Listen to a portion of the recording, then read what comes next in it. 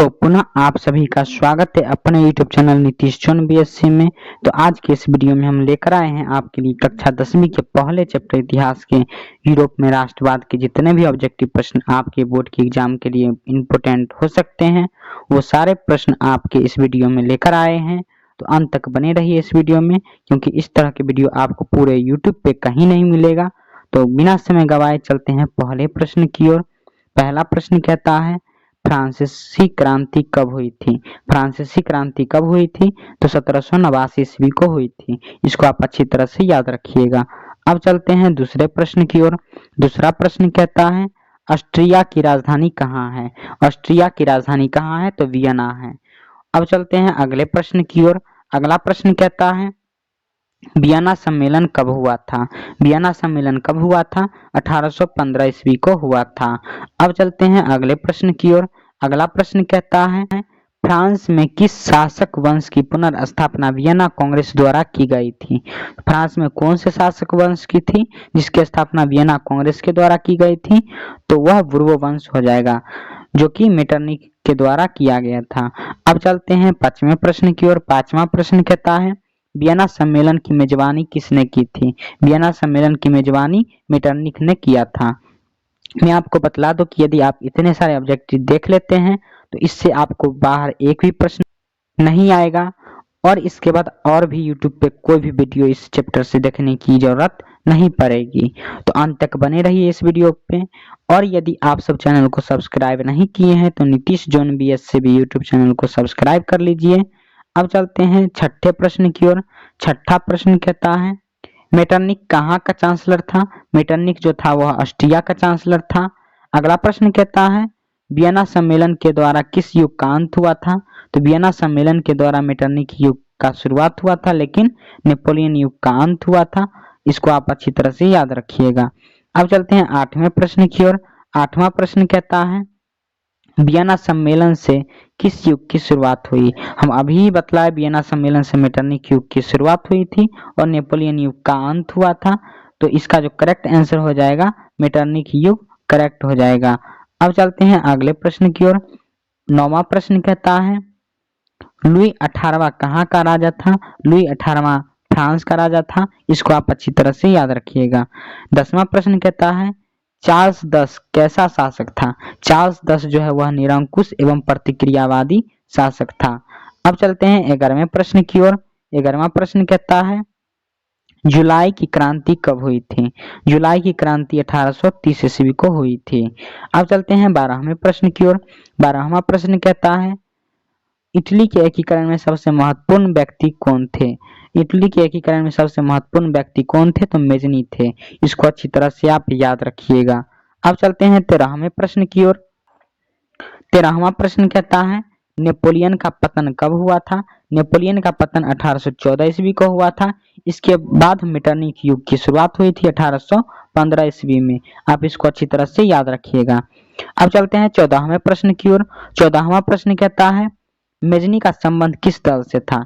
Mazzini का संबंध Carbonari संगठन से था, जो कि एक गुप्त संगठन था जिसकी स्थापना 1810 ईस्वी को हुई थी। इसको आप अच्छी तरह से याद रखिएगा, जो कि आपके बोर्ड के एग्जाम में जितने भी प्रश्न हैं ये बहुत बार पूछे गए प्रश्न हैं।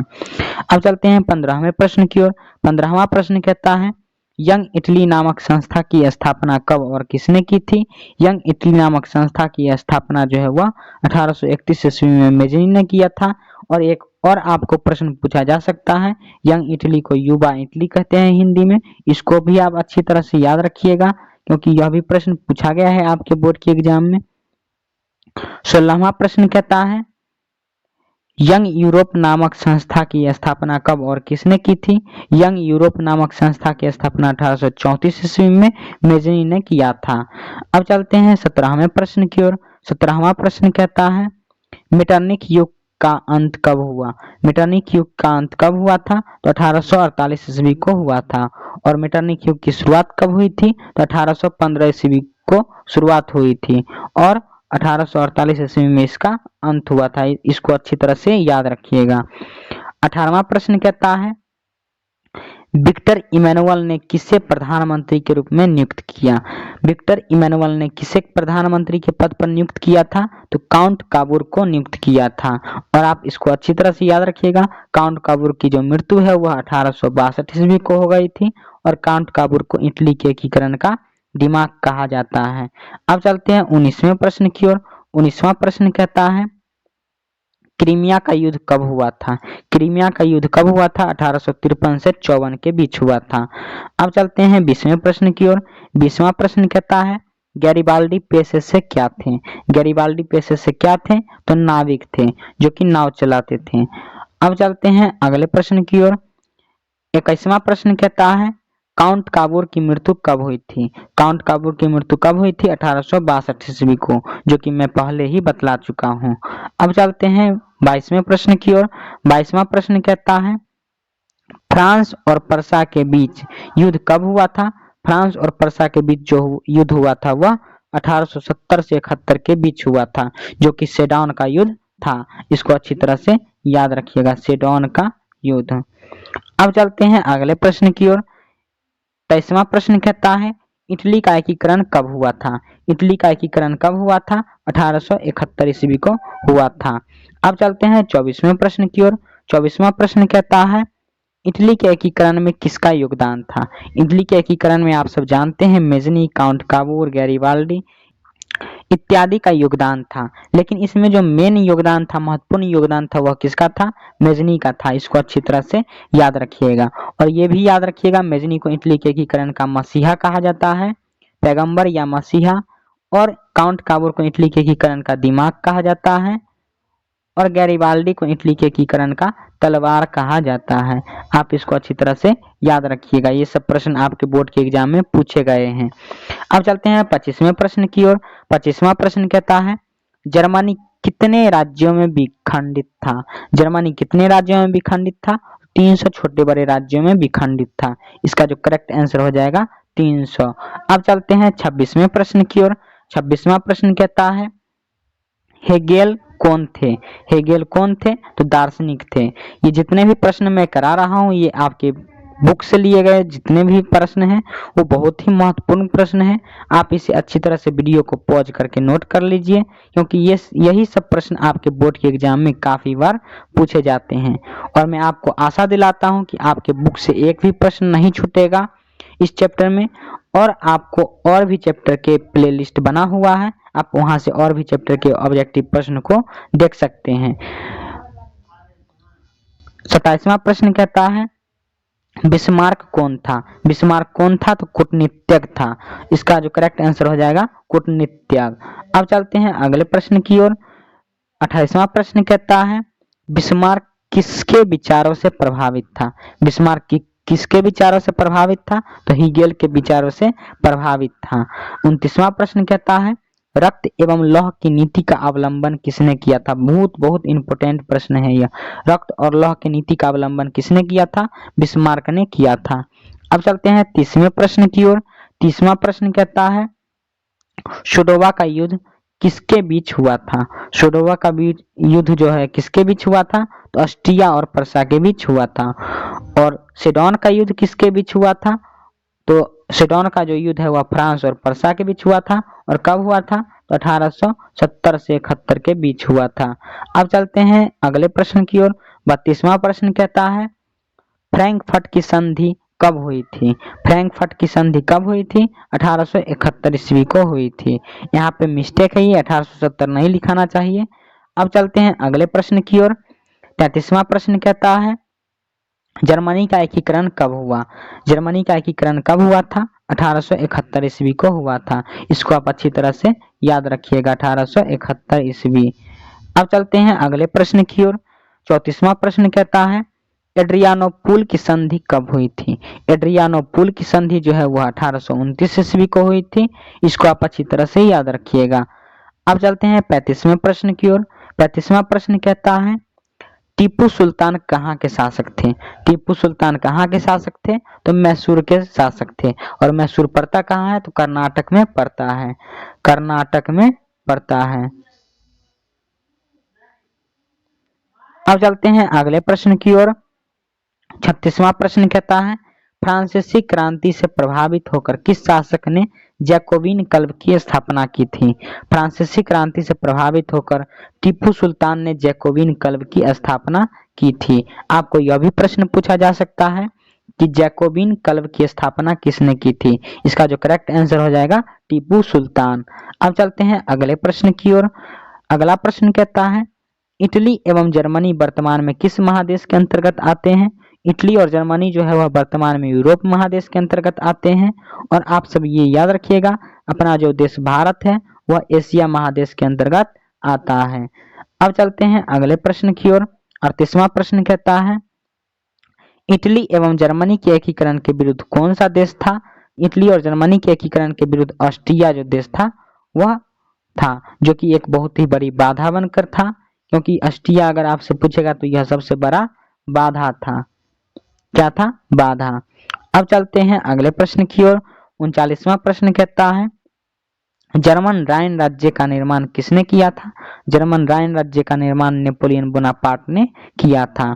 40वां प्रश्न कहता है जालबेरिन एक संस्था थी। जालबेरिन एक कैसी संस्था थी? तो व्यापारियों की संस्था थी। अब चलते हैं अगले प्रश्न की ओर। 41वां प्रश्न कहता है यूरोप वासियों के लिए किस देश का साहित्य एवं ज्ञान विज्ञान प्रेरणा स्रोत रहा? यूरोप वासियों के लिए किस देश का साहित्य प्रेरणा स्रोत रहा था? तो इसका जो करेक्ट आंसर हो जाएगा यूनान। अब चलते हैं 42वें प्रश्न की ओर। 42वां प्रश्न कहता है 1829 ईस्वी की एड्रियानोपुल की संधि किस देश के साथ हुई? 1829 की जो एड्रियानोपुल की संधि हुई थी वह तुर्की के साथ हुआ था। इसका जो करेक्ट आंसर हो जाएगा तुर्की। अब चलते हैं अगले प्रश्न की ओर। अगला प्रश्न कहता है हंगरी की राजधानी कहाँ है? हंगरी की राजधानी कहाँ है? तो बुडापेस्ट। ये याद रखिएगा, बहुत ही इंपोर्टेंट प्रश्न है। अब चलते हैं 44वें प्रश्न की ओर। 44वां प्रश्न कहता है किसने अपने कूटनीति के बल पर इटली की समस्या को संपूर्ण विरोध की समस्या बना दिया? तो इसका जो करेक्ट आंसर हो जाएगा काउंट काबूर। यदि आप सब चैनल को सब्सक्राइब नहीं किए हैं तो Nitish zone BSc YouTube channel को सब्सक्राइब कर लीजिए, क्योंकि इस तरह के वीडियो आपको इस चैनल पे रेगुलर मिलता रहेगा। अब चलते हैं 45वें प्रश्न की ओर। 45वां प्रश्न कहता है लाल कुर्ती का गठन किसने किया था? लाल कुर्ती का गठन किसने किया था? गैरिबाल्डी ने किया था। और आप सब ये याद रखिएगा अगले चैप्टर में आपको लाल सेना मिलेगा। लाल सेना एक अलग नाम है। लाल सेना का गठन किसने किया था? ट्राटस्की ने किया था। इसमें आप कंफ्यूज मत होइएगा। अब चलते हैं 46वें प्रश्न की ओर। 46वां प्रश्न कहता है फ्रेंड्स ऑफ इटली नामक संस्था का गठन किसने किया? फ्रेंड्स ऑफ इटली नामक संस्था का गठन मेजनी ने किया था। अब चलते हैं 47वें प्रश्न की ओर। 47वां प्रश्न कहता है कार्बोनारी की स्थापना किस वर्ष हुई थी? कार्बोनारी की स्थापना 1810 ईस्वी में हुई थी। ये आप अच्छी तरह से याद रखिएगा। अगला प्रश्न कहता है किस युद्ध के बाद जर्मनी का एकीकरण पूरा हुआ था? तो किस युद्ध के बाद जर्मनी का एकीकरण पूरा हुआ था? तो सेडॉन के युद्ध के बाद पूरा हुआ था। और सेडॉन का युद्ध हुआ था कब? 1870 से 71 के बीच हुआ था और 71 में जर्मनी का एकीकरण हो गया था। अब चलते हैं 49वें प्रश्न की ओर। 49वां प्रश्न कहता है जर्मनीय क्या है? जर्मनीय क्या है? तो जर्मन राष्ट्र का प्रतीक है। जर्मन राष्ट्र का प्रतीक है जर्मनीय। जैसे भारत का प्रतीक अशोक स्तंभ है, उसी प्रकार जर्मनी का जो प्रतीक है वह जर्मनीय होगा। 50वां प्रश्न कहता है फ्रांस की क्रांति का प्रमुख कारण क्या था?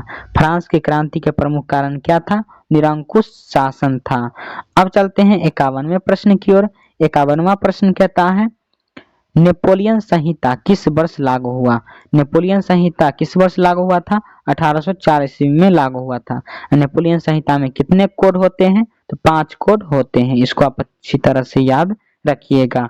52वां प्रश्न कहता है किसने कहा था कि जब फ्रांस छींकता है, यहाँ पे छींकता होना चाहिए, छींकता है, छींकता है तो बाकी सब यूरोप में सर्दी जुकाम हो जाती है। तो यह किसने कहा था? मेटरनिख ने कहा था। आप इसको अच्छी तरह से सुधार लीजिएगा। छींकता यहाँ पे लिख दीजिएगा, छींकता। अब चलते हैं अगले प्रश्न की ओर। 53वां प्रश्न कहता है नेपोलियन कोड में कितने कोड होते हैं? कोड अर्थात संहिता इसी को कहते हैं, संहिता इसी को कहते हैं। तो नेपोलियन कोड में कितने कोड होते हैं या नेपोलियन संहिता में कुल कितने कोड होते हैं? तो 5 कोड होते हैं। अब चलते हैं 54वें प्रश्न की ओर। 54वां प्रश्न कहता है इटली के एकीकरण का मसीहा किसे कहा जाता है? इटली के एकीकरण का मसीहा मेजनी को कहा जाता है, जो कि मैं पहले ही बतला चुका हूं। अब चलते हैं अगले प्रश्न की ओर। 55वां प्रश्न कहता है यूरोप का मरीज किसे कहते हैं? यूरोप का मरीज किसे कहा जाता है? तो तुर्की को कहा जाता है। अब चलते हैं अगले प्रश्न की ओर। अगला प्रश्न 56वां प्रश्न कहता है यूरोपीय सभ्यता का पालना किस देश को कहा जाता है? यूरोपीय सभ्यता का पालना यूनान को कहा जाता है। अब चलते हैं 57वें प्रश्न की ओर। 57वां प्रश्न कहता है किस संधि द्वारा जर्मनी का एकीकरण पूरा हुआ? किस संधि द्वारा जर्मनी का एकीकरण पूरा हुआ था? तो फ्रैंकफर्ट का संधि के द्वारा जर्मनी का एकीकरण पूरा हुआ। फ्रैंकफर्ट की संधि 1871 ईस्वी को हुआ था। अब चलते हैं अगले प्रश्न की ओर। 58वां प्रश्न कहता है हंगरी की भाषा क्या है? हंगरी की भाषा क्या है? तो मैग्यार है। क्या है? मैग्यार। आप इसे अच्छी तरह से याद रखिएगा क्योंकि यह सब प्रश्न पूछा गया प्रश्न है। अगला प्रश्न कहता है 1830 की क्रांति के बाद फ्रांस में किस प्रकार का शासन स्थापित हुआ? 1830 की क्रांति के बाद फ्रांस में संवैधानिक राजतंत्र स्थापित हुआ था। ये सब जितने प्रश्न हैं सब वीवीआई प्रश्न हैं क्योंकि ये पूरे बुक से उठाए गए प्रश्न हैं, तो आप इसे अच्छी तरह से याद रखिएगा। अगला प्रश्न और लास्ट प्रश्न कहता है जिनेवा समझौता कब हुआ था? जिनेवा समझौता कब हुआ था? 1954 ईस्वी को हुआ था। ये थे इतने सारे प्रश्न जो कि आपके बोर्ड के एग्जाम के लिए काफी महत्वपूर्ण थे। यदि आप सब चैनल को सब्सक्राइब नहीं किए हैं तो Nitish John BSc YouTube channel को सब्सक्राइब कर लीजिए और अपने सारे फ्रेंड के पास ये वीडियो शेयर कर लीजिए क्योंकि वे भी अगले साल एग्जाम देंगे, उनके लिए काफी महत्वपूर्ण होगी यह वीडियो।